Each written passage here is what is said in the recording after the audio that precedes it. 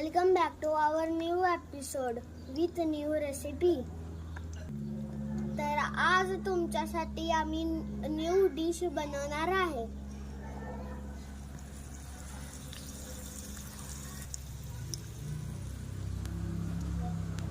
तर आज आम्ही फ्रॉन्सचं स्टार्टर बनवणार आहे.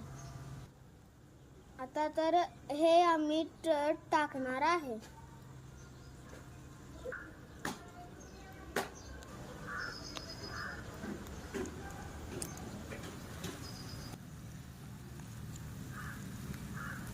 हे बघा आपले फ्रॉन्स तळत आहेत.